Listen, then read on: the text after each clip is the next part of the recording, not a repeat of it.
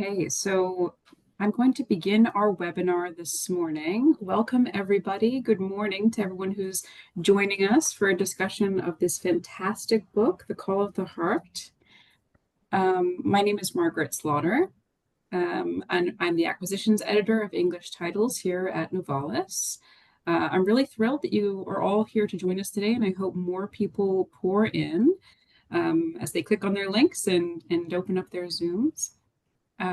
So before I begin the introduction of panelists today, I'd like to overview the procedure of the webinar so we all have a sense of how this is going to move this morning. So the webinar is going to proceed in the following way. After introducing our three guest speakers, they will have a collective 35 minutes to discuss the main questions that animate this book. So as we exchange together, as audience members, we can't hear or see you, but we'd still like you to consider questions you'd like to hear addressed. Because afterwards, after the discussion portion is concluded, we're going to open the floor for questions and answers for the remaining 15 to 20 minutes. Questions can be entered into the Q&A chat box at the bottom of your screen. So you might want to float your mouse down there so you can see it. It'll pop up right there. It says Q&A and it has a big question mark. So you can enter your questions at any time into that chat box. And when it's time to have our question and answer period, I will read them aloud in consecutive order, and our panelists will decide if they want to respond to which questions. So today we're going to be offering a special promotional code for purchasing this book in case you don't have your copy yet. And that code is going to be made available to all of those attending at the end of today's webinar. So you don't have to worry about scribbling it down now. I will make it available to you at the end so you can enjoy the conversation. And at the end, I'll share that code with you and you're welcome to use it on our website. Or if you prefer to call customer service, I'll include that information for you as well to make it really simple and straightforward for you to access the book and receive the discount. So please note that this webinar is going to be recorded.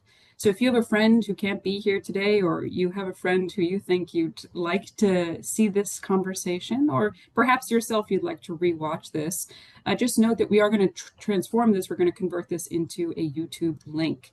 And I will be sending that out in about a week or so once we edit everything and put it together and put a fine polish on it. But being mindful of that, like I said earlier, the participants are not visible or audible, so no one can see that you are here. A version of this webinar is going to appear on our website as well, and we'll also share it on our Facebook page, and it will be on our YouTube page. So you can, if you lose the link in your email over time, you can find it on our website. So keep that in mind as well, in case you're curious about how to find this recording after it's been uploaded. Okay, so I'm going to move on to introductions. So that was the procedure. So we're very fortunate this morning to be joined by three women who have contributed to this collection of essays about Catholic women in the lands that we now call Canada.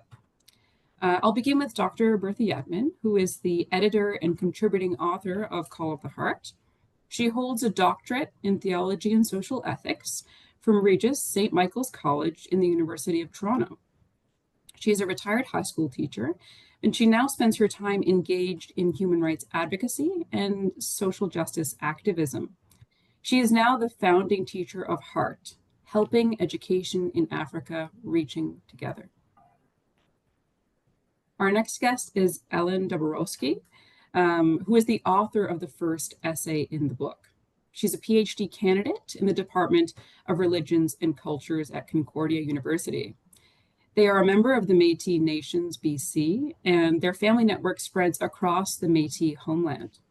Ellen's doctoral project, also the subject of her essay in the book, is entitled Missionary and Métis: Unsettling Conceptions of the Ethnic and Religious Identities of Sara Riel. This work investigates the life and work of Sara Riel, the first Métis Grey Nun missionary. And finally, Liz Smyth is with us today, who wrote the foreword for the collection. She is Professor Emeritus at the University of Toronto. She's also Senior Fellow of Massey College, Fellow Emeritus of the University of St. Michael's College, and the chair of the board of the Toronto School of Theology. Her research focuses on the history of women religious in Canada. Her current research examines the North American province of the Institute of the Blessed Virgin Mary, the Loretto Sisters. So now that we've heard a little bit about our exciting panelists today, I just would like to give you a brief introduction to the book before we get into our discussions. The Call of the Heart is a collection of essays about 11 impactful Catholic women. 8 are nuns, sisters, and women religious, and 3 are members of lay communities which emerged after Vatican II. Each of the book's authors either knew the women they wrote of personally or had dedicated enormous time and energy uncovering their lives and bringing them to light. This book aims to demonstrate the remarkable activity and accomplishment of women in spheres of life in Canadian Catholic culture, such as education, charity, social justice, healthcare, journalism, and beyond.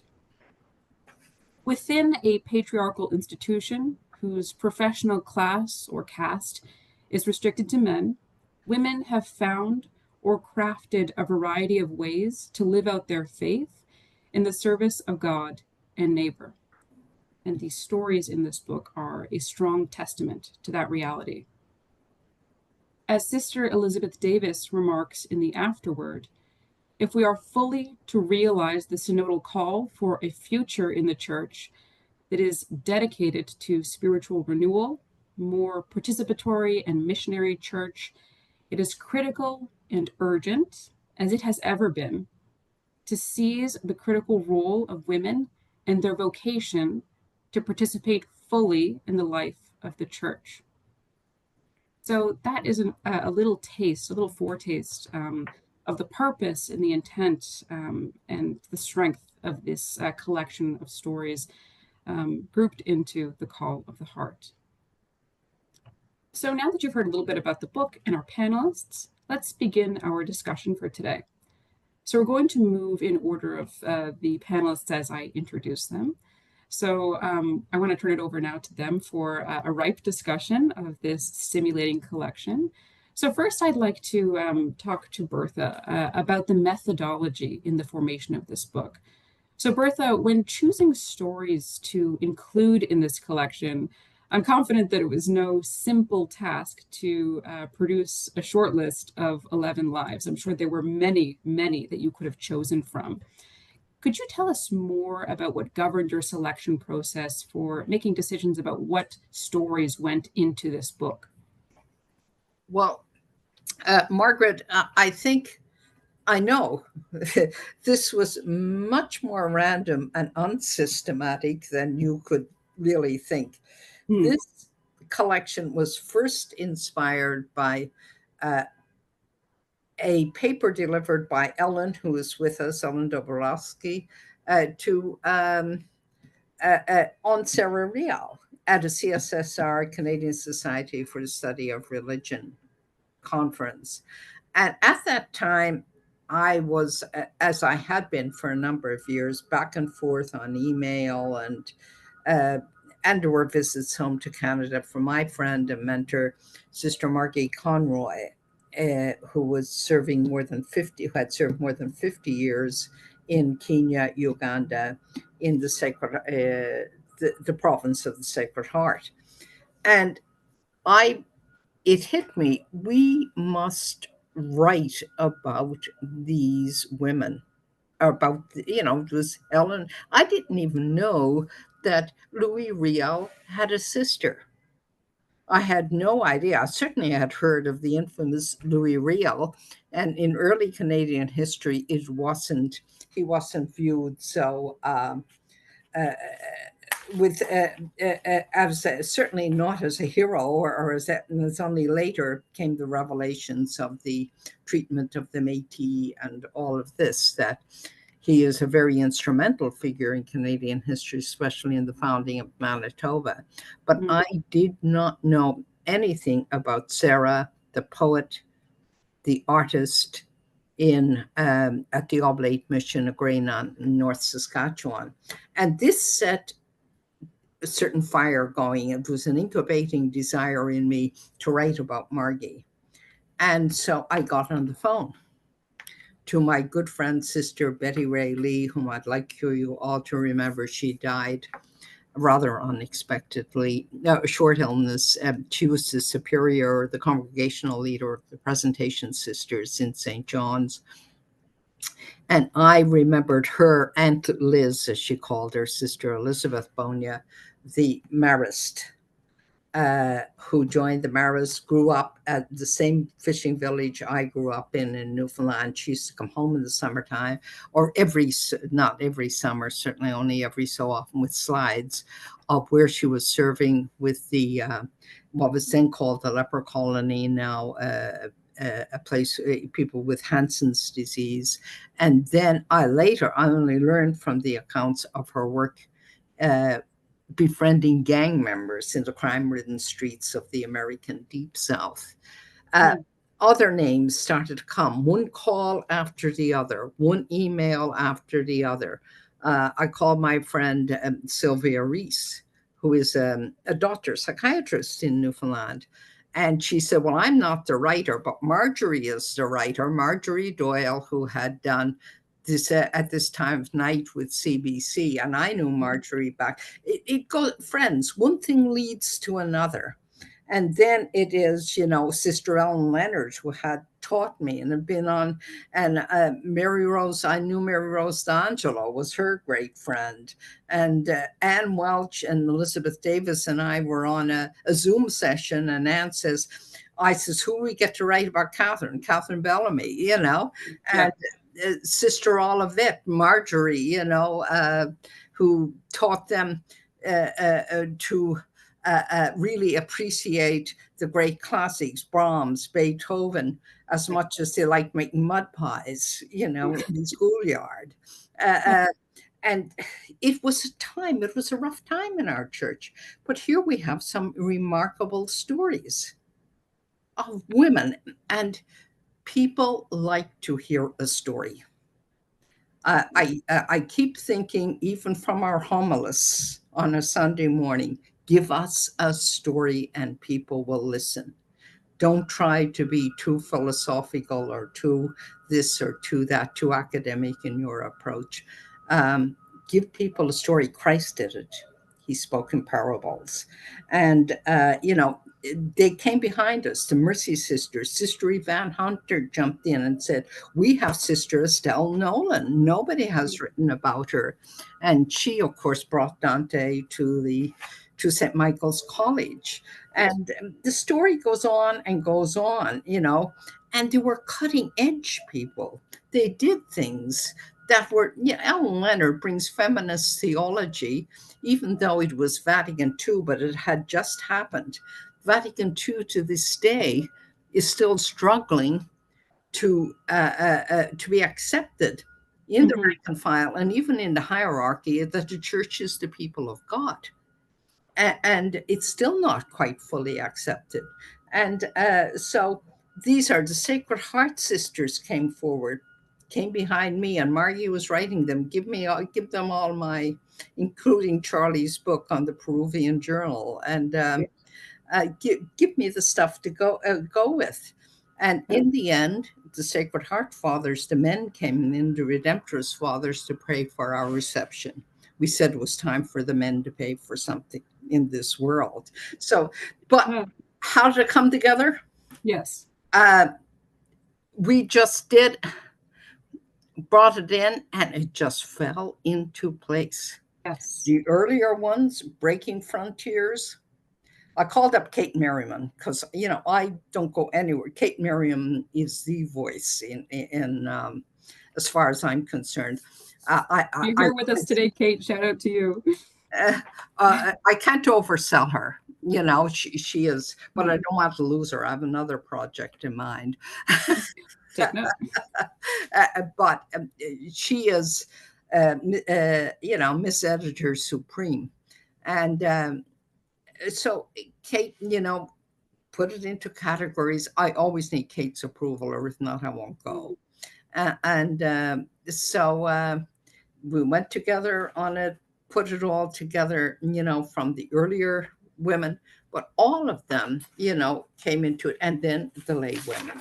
Yes, and that's going to be something that I'd like to talk about next. But what I'm really hearing you say is that this compulsion to share these stories and to center them and to elevate them is, I mean, it's timely now, but women have been compelled to write in religious capacities for centuries. This is something very descriptive to the Catholic tradition and to other Christian traditions and beyond, of course, but this compulsion to write.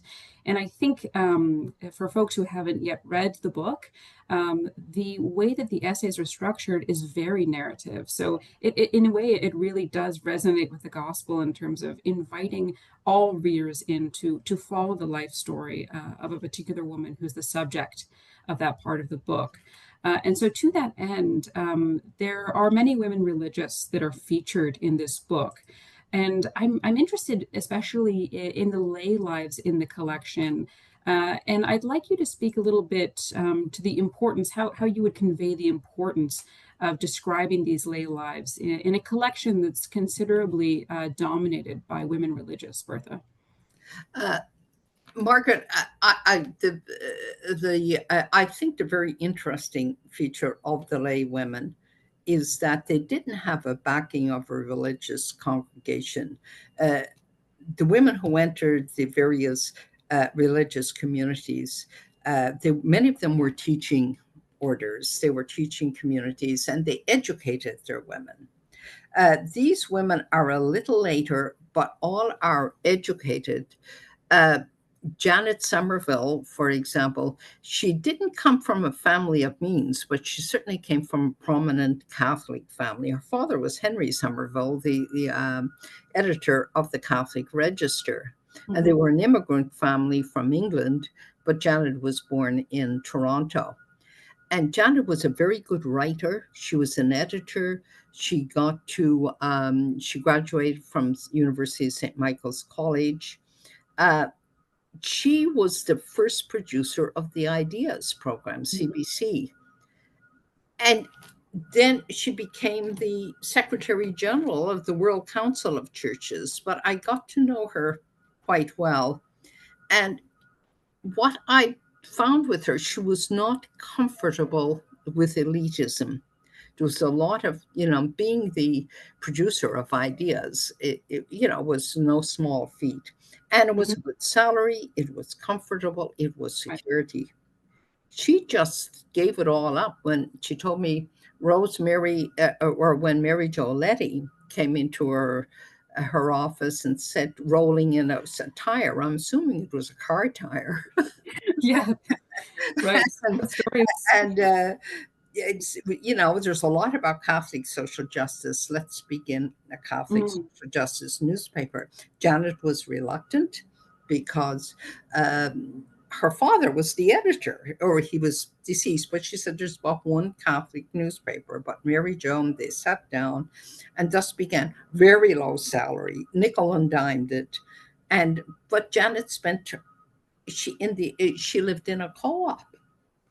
And she was on the board of a co-op. And the simpler the lifestyle, the more at home she was.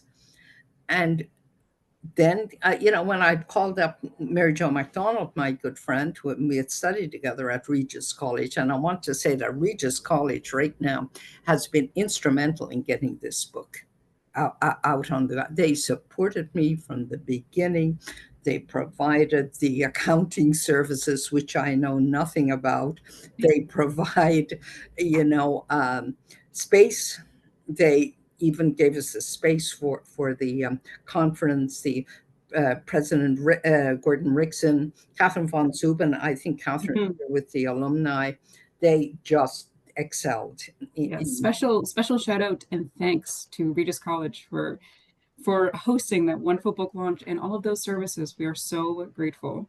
Yeah, and Mary Jo said to me, she's a graduate of Regis as well, a Lonergan scholar. I want to write about Lucinda Vardy. She is a contemplative. She founded the Contemplative Women of St. Anne. Lucinda is an editor, a writer, again secure, but even as you see in the chapter, even at a younger age, she feels called. These women are called, and they feel the vocation and to do something. And she decides to found a contemplative. The call comes several, but in Rome, she feels that Jesus is asking her to found some, and she founded the Contemplative Women of St. Anne. And the phenomena of these women are women of everyday life. It's outside the walls. They are no longer inside the monastic walls. And Lucinda comes forward, and what you see now out of that group is that the contemplative could be sitting next to you on a bus. The contemplative could be your cleaning lady. The contemplative could be your bedside nurse or your PSW, or it could be your teacher. They are out in the everyday life. And so I think it's a very, very innovative and interesting. And then talking to CWL, it was Simon Apolloni there said to me, "What about the CWL?" And I did. Our editorial director at Novalis, for those who don't know Simon. Yeah, and he said, so anyway, with contacts, I think from Simon set me up. I called CWL. I called and they came back. We know woman Jean Mani. Yes. And I mean, phenomenal. A nurse who went into the Plaza de Mayo, in a grandmother who even brought ex-convicts into her home for dinner. Yes. You know, high risk. These women, what did they risk? They risked almost everything. They were trailblazers. Margie Conroy starts, and the more the Sacred Hearts build the schools there in Uganda, at the bottom of the global economy, you go into their compounds, there's a mosque in one part and a church, a Catholic church in the other. And they're all together. It's something that I am sure she wasn't well received, in certain quarters on this one. But it's phenomenal. Absolutely. And I'm going to transition to Ellen for the sake of time, but really what I hear you saying, and I must admit that I was really inspired by reading the lay accounts that happen in the third part of this wonderful book. Is that we encounter women engaged in public ministry, public women, secular women engaged in public ministry in all different sectors of life. And I think elevating that and centering it in this book is an excellent way, as you said, Bertha, to kind of heighten our senses to the fact that there are women engaged in this kind of work all around us. Absolutely. I really was quite moved reading those stories. All right, Ellen, so we're going to move on to you now. So you are in the section called Breaking Frontiers. And I'd like to talk a little bit about what kind of categories or norms do you encounter that are imposed on Catholic women in education, especially in early Canada, i.e. kind of colonial Confederation of Canada. And I'm curious if you could comment a little bit about how these potentially limited perspectives might inhibit our own sense of the past, of Catholic institutions, of Catholic individuals. What do you think of that question? Let me know if you would like me to restate it as well. Oh, no, that's a great question. There's a lot in that question, right? That's because there's a lot in these sort of narratives. I want to talk about the word frontier even as it is, because frontier as a word, there's so many meanings embedded in it. I mean, we can think of it more literally, let's say like in French, how we say frontière for just like a border or a boundary. But there's an additional narrative that comes with sort of frontiersmanship or frontierswomanship, frontiership, that's sort of tied to this this sort of manifest destiny narrative that we have in North America. And so this is something I want to build on, because I think one of the things that's most limiting about narratives of Catholic women, especially Catholic missionaries working in education from this time, is this adherence to this sort of colonial narrative about the wilderness that people think Canada was. So this is kind of a heady idea, but I want to get into this because I think this is something that's really important, especially for trying to repair and rebuild relationships with Indigenous Christians. So yeah, I wanted to talk about, and my chapter sort of addresses this, but I'm going to address this a bit more head on, is this idea of wilderness, which is very important in so many teachings, and it's very important to so many missionaries.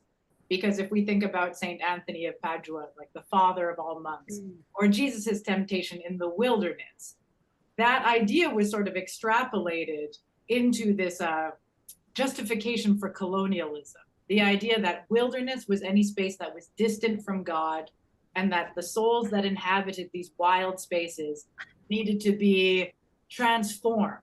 The land needed to be transformed into no longer a wilderness space, and the souls that were a part of it also needed to be transformed into Christians. Now that's a step away from what Saint Anthony experienced and what Jesus experienced in the wilderness, but that idea fed the sort of colonial engine. In my keynote that I delivered at the book launch, I talked about how people often refer to Christianity as the ideological arm of colonialism, and that would be the sort of central narrative that motivates it. The idea that the land and the souls that are a part of it themselves need to be transformed in a way that makes them no longer who they were. So this is why this is important to narratives of Catholic women, especially missionaries and women who worked in education at this time in these frontier spaces, like in Red River, is that there's things that are written about them now still carry this idea, this narrative of them being in far-flung territories, that distance is what makes their sacrifice worthwhile. But I want to push against that, to look at what the sacrifice actually is. Like Bertha was talking about, it's more what people give up, the distance from their past lives, from their comfort, from being put into new challenging experiences, not the fact that people go far away. The land itself isn't the testing ground. It's the emotional, mental, and spiritual sacrifice that people make of transforming their lives to serve other people. That's the testing ground. Just being far away, the land itself, the people you engage with, they're not the challenge. The sacrifice that you make as an individual, as someone who's dedicating their life to another purpose, that's the sacrifice. That's the frontier that's being broken. It's like an internal one. And still too often, because my work is as a researcher, when I research people's accounts of Indigenous Christians, still we're married to this idea that if you go into the forest, that's the challenge. And it isn't. These people, my ancestors, were never wild or untamed, of needing to be transformed. Their engagements with Christianity came from something that the message resonated with them. And in many ways, it was coercive. This is something that needs to be acknowledged too, because too often, when we're looking at the positive relationships that came out of contact, there's a desire to whitewash anything bad that happened. But part of addressing this full history is fully acknowledging the coercion, is fully acknowledging the colonial narrative that took this idea of wilderness, of temptation and of sacrifice, and made it mean seizing land and forcefully converting people. That needs to be fully addressed in order to understand what a real sacrifice is. what missionaries, what actually motivates them, and what actually motivates Indigenous Christians to remain Christian, you know? Right. So this is my, that was a really like broad answer to that, but that's something that I'm always trying to push against. And I think that most people that I speak to about these issues, they want to as well. When we talk about synodality church, right, kind of embracing the full diversity of Christian experiences, of missionaries who engage with new people in territories that are new to them, there is this embracing of the diverse ways that people engage with Christianity. And one way to achieve that is that we have to push against these older ideas that exist to establish a sort of supremacy over other people, rather than full embracing of how people come to Christianity on their own terms. Right. I really appreciate what you're saying, and also how you represent your ideas in the book, because I think in very simple terms, you're able to nuance missionaries for us. Because, you know, if you go to a Canadian high school, there's a certain portrait of missionaries that might be essentially positivist. And in journalistic accounts, you might encounter really negative portraits of these early missionaries. So I think you do a really brilliant job of nuancing this particular figure. And I think it was Liz Smyth who said that we have to kind of work towards non-hagiographical portraits of these individuals, and I think that's precisely kind of what you're working with Sara's story in particular. So thank you so much for that, Ellen. So I'm interested to hear whether you think this collection maybe rectifies, you know, when we had a conversation at this book launch, we talked a little bit about paternalism. And so I'm curious if you think that this collection perhaps rectifies or even approaches a process of rectification of the paternalism that often dictates the way that Canadian religious history, specifically Catholic history, I mean, is told, or the way that paternalism sometimes dictates how the intentions of the faithful heading into, as you said, far-flung territories are told. Does that question? It was a long question. Yeah, but it makes sense. Good. Follows perfectly. And yeah, I wanted to say that yeah, when Bertha approached me to contribute a chapter, I was happy to do it. But then when I saw what other chapters were in it, I was so inspired. Like I really, because there was a bit where I was like, oh, I don't know how well my chapter is going to fit into this, you know, because it's of a specific time and place. It's not of a contemporary, you know, Canadian woman. Sara Riel at this point, like she called herself Métis. She didn't identify as Canadian. Right. That meant, you know, French Canadian. That meant people of Lower Canada.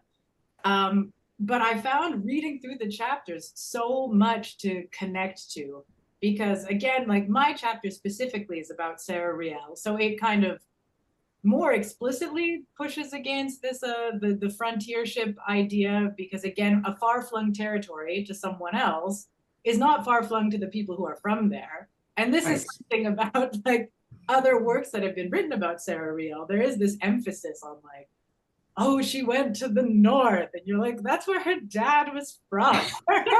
Her cousins still lived there. Right. So when you think about this distance and this territory, the real distance, the challenges, the distance for the missionary, you know, that territory is far flung to them, not who they are serving. And so it's about sort of decentering the idea, like this, the way that we think about this, like that territories or people are far away from the church. They're not. The distance that we're overcoming is from our own comfort, you know?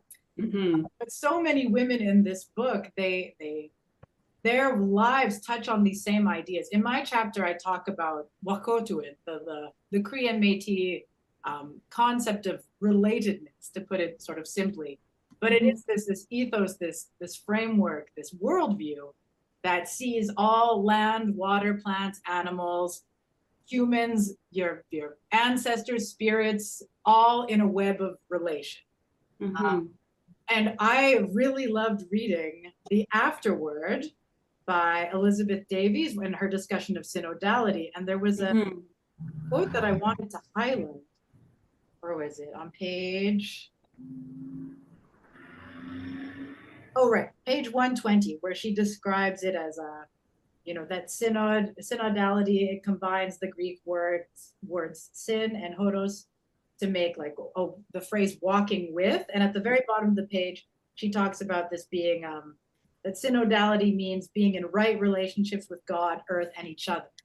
Right. And those ideas are not exactly the same, but they are very similar. You could see how people coming from this wanting to embrace synodality could see like relationality, like wakotuin, and vice versa, how people could see like we are coming to this with the same intention. Right.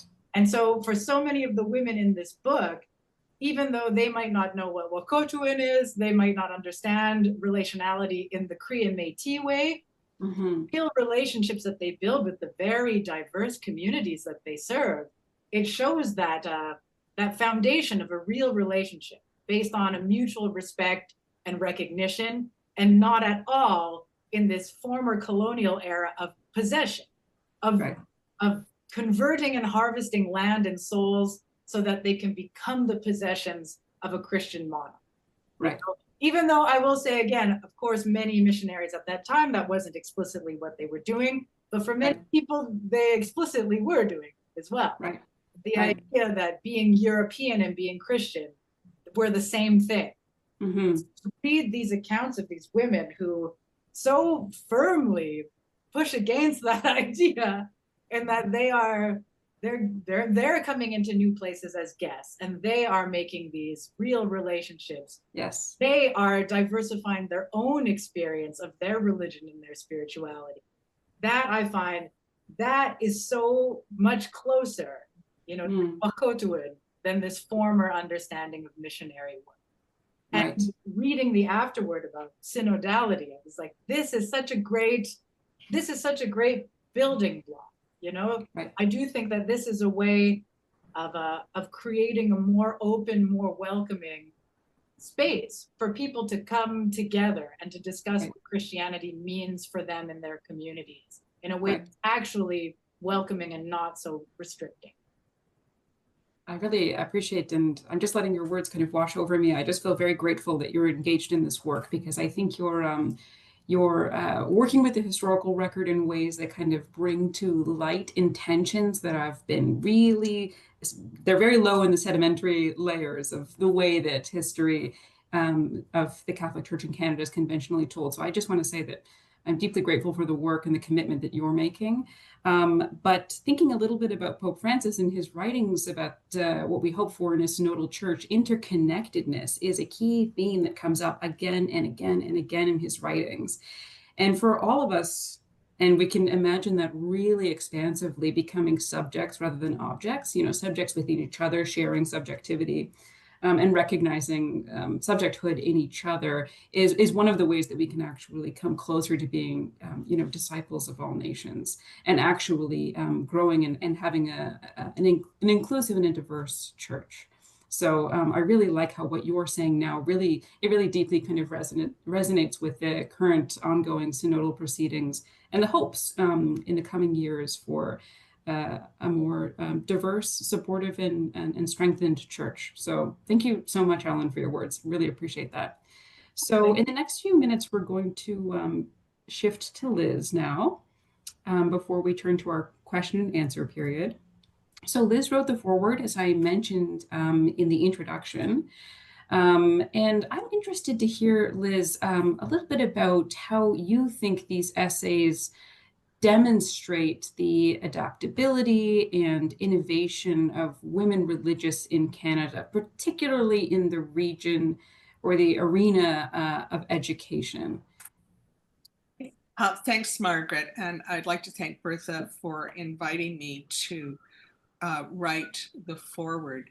And I want to pick up on the brilliant work of Ellen and link Ellen to one of the most important historians, European historians of women of the 20th century, Natalie Semon-Davis. Natalie wrote a groundbreaking book called Women on the Margins, 3 17th century lives. And one of those 17th century lives that she chose to examine was Marie de l'Incarnation, who in 1639 came, her community, the Ursulines, and I see that the Ursulines of the Chatham Union are a part of the call today. She came to bring with a group of nuns, and they were nuns. So although we use the term nun and sister interchangeably, they were vowed monastic women bringing education to the frontier. And I think that one of the themes that runs through this book, as Ellen was talking about, is how that definition of the frontier has changed over the centuries.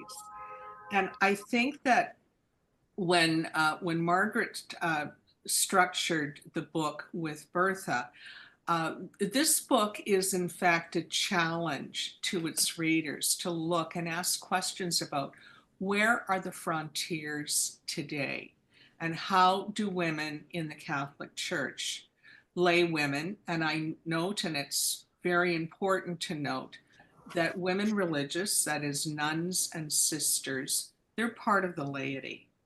There are basically the clergy and the laity, and women religious are part of the laity. And in the period of Vatican II, this is one of the things that women religious struggled with very, very deeply. If they were part of the laity and not this third line, where are they? What do they do? And while they pick up and continue a tradition of innovation, they also look at other ways of exploring their call and the whole concept of a vocation, voco, to call, how they were called to do different kinds of work, I think runs through. There are stories yet to be told. The Sisters of St. Joseph of Toronto and AIDS, and what they did with establishing the first AIDS clinics in Toronto. There are stories right across the country that we need to take a look at. They're complex stories. They're stories that need to be told, warts and all. We need, they are women that are working with other women, and this is a tradition that I think we need to explore much more systematically. And of course, to see the ways in which they interact with congregations of women. I note that the former General Superior of the Congregation of St. Basil is with us to look at how women religious interacted with I'll just use the Basilians as an example, to push the boundaries of higher education for women.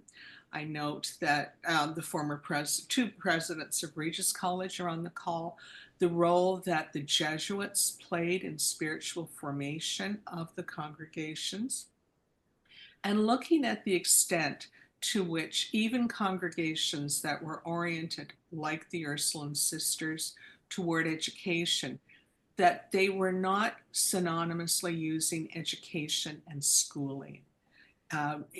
Looking at the extent to which becoming involved in the communities, the chapter on music education, for example, in Newfoundland, there is a study that needs to be done on music education and women religious across the country, how in fact the congregations supported, sponsored, broke down denominational barriers within small communities by offering the service of teaching music within the communities.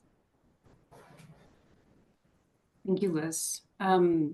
A lot of food for thought there, and I think really helpful and contextualizing information about the sisters and how they are often conceived of as a clerical class in and of themselves. So I think that point about understanding them as members of the lay community is really important. We have a cat with us. Welcome, cat. Thank you so much, Liz, for that. I want to make sure we have enough time for questions. So I just want to thank each of the panelists for their brilliant insights and food for thought today. So I'm going to read, if you have questions, please put them in the chat now, and I'm going to share them with our panelists, and each of you can choose to answer them as you'd like to. Actually, I don't have any questions. I just have Kate saying that she is blushing.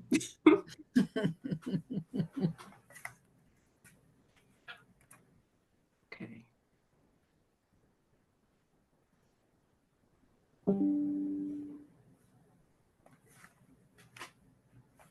All right.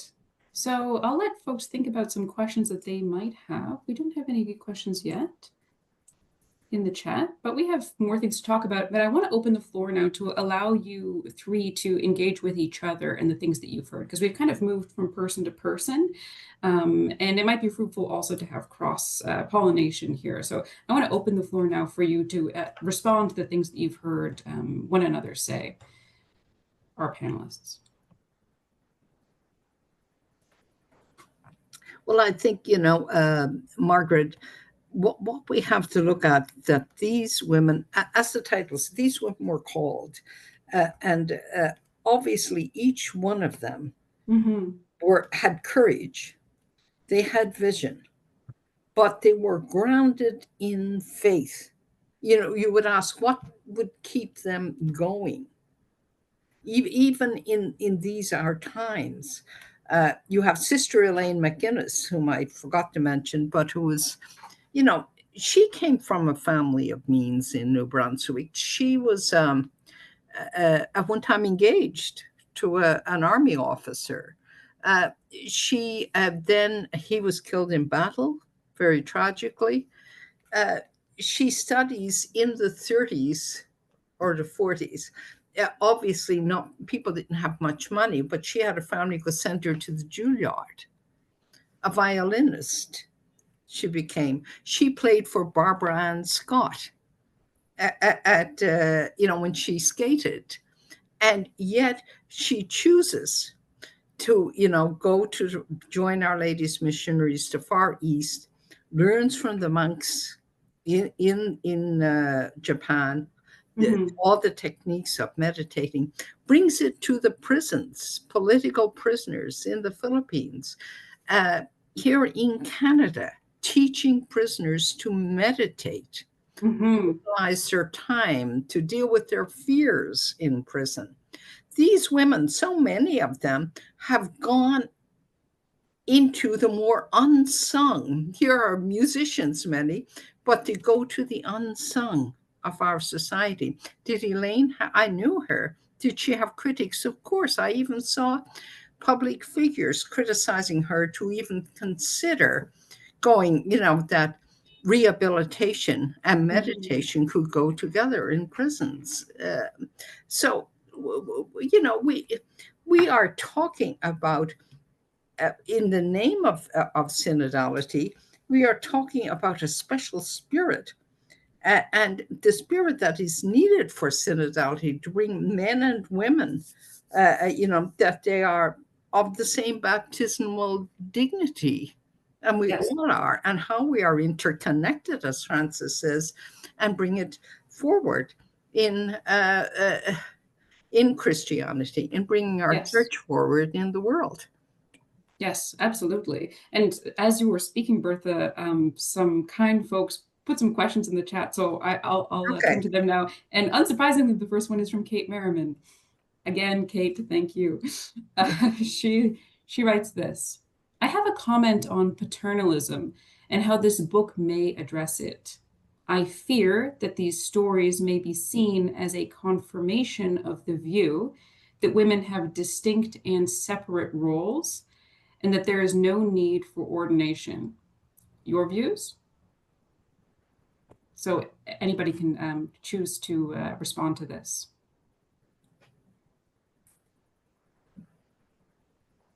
Somebody? Well, I will take it. I would, to my friend Kate, I think it gives women actually more license. It gives the argument that these women, why weren't they ordained? Why can't they be ordained? We have 7 sacraments. We have one from which we are excluded altogether. And we are marginalized in some of the others. We don't have full speaking. But what they did and how they did it, that women only, well, that's all that they could do because of the restrictions. Can they move forward? I think that is a matter that is, it may not happen in our lifetime, but certainly the Synod must address. Ellen? Yeah, I'd like to expand on that a bit too.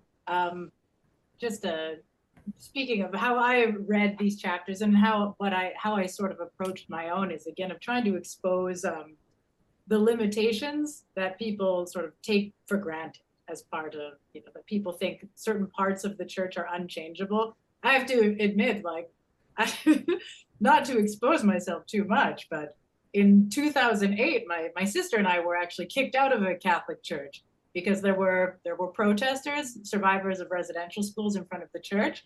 And when we went in for Mass on Easter Sunday, the Archbishop addressed the congregation by saying that we shouldn't listen to the protesters outside. So my sister and I got up to leave, and my sister addressed the congregation, telling them that if they want to know the truth, they should speak to the protesters themselves. And we were forcefully taken out of the church by police officers. So I think if you Google me, it's like a couple pages in, you can see a picture of me with my arm behind my back and a police officer taking me out of the church that I went to for Easter Sunday. So from that moment, I didn't think that there was any way in my lifetime that I would see the church apologize for residential schools. I thought, that's no way, I'm giving up hope on that. So I am still kind of shocked that, 14 years later, I was at Lac Saint Anne and I saw the Pope and I witnessed his apology. And so, like, all of these chapters, to me, when I write about Sara Riel, I want to show people that the way that people think about Indigenous Catholics is wrong, largely. People have one very strict narrative that they've been told their whole lives. And once you start to see that that narrative is constructed in a way that actually obfuscates the way that people live as Catholics, I hope that that message can help to tear away at some of these other narratives that people take for granted. And I think every chapter in this book kind of does that it shows women going right up to the limits and pushing past them. And so that should inspire, when people read this, they should be investigating all of these limitations and seeing just how possible it is to push past them if we are all able to keep working together in this way. Right. Liz, I want to give you an opportunity to respond to this question as well. I'm fine with okay. To really reinforce what Ellen had said. I think it's a journey of hope. I think that in the histories, someone in the questions asked, why tell these stories? Right. To show the complexity of the experience of what's within the church, to show that historically, as Ellen so eloquently said, pushing against the barriers in some very, very subtle ways. As I remember reading in one archival account, and historian Jackie Gresco, who's in the chat, will may have some further comments about this.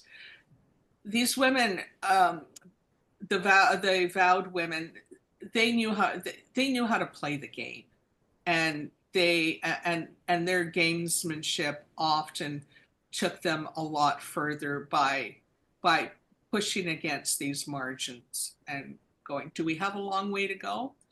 Absolutely. And as Ellen said, there were times when we probably thought we're not going to get any further. Yet we do. Thank you, Liz. I'm going to address a few more questions we have in the Q&A box. Rosemary asks, in these fraught times, who are the Canadian Catholic women who choose politics as their way? I'm a journalist in the secular press.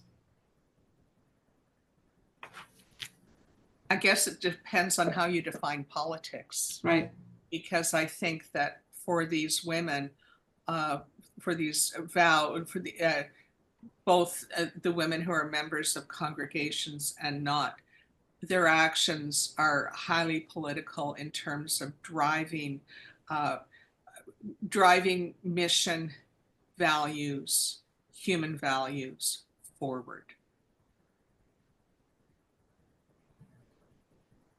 I have a question. There are two comments about ordination. Perhaps I'll just put them together. Someone is reflecting, demanding that women should be ordained or placed on a more important role. Is this crossing the line of pride? I think of the humility of our Blessed Mother, Mother Teresa, and other humble yet influential women that have done so. That's a comment. And then related to that, dovetail to that, a friend of Bertha's named Donna says, there are already 1,100 plus unordained female deacons here in the US, serving as board certified chaplains, which is all we are allowed to do by the men. Ordination is necessary for official church approval and acclamation. Thank you, Pearl, for documenting Canadian stories, and Ellen for First Nations. So I do all want to respond to some of the interest in ordination in the chat here.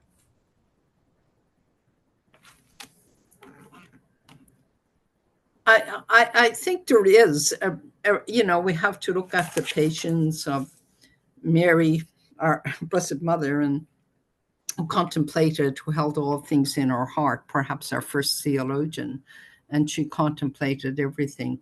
And Teresa of Calcutta and all of these.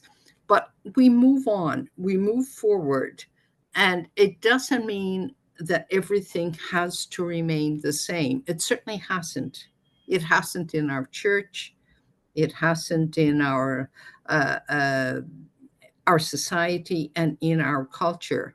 And it doesn't mean that we have to bow to every demand of the culture, but it certainly does invite us, does encourage us to listen to the culture. If the church in synodality is to be a listening church, then we must listen to the culture. And there are certain suggestions, certain insights that we should at least be ready to address. It doesn't mean because women have not been priests, to the best of our knowledge, have not been ordained, that they can never be. I don't think that our world has never been shaped that way. Things do not remain the same, unchanged. It's ever changing.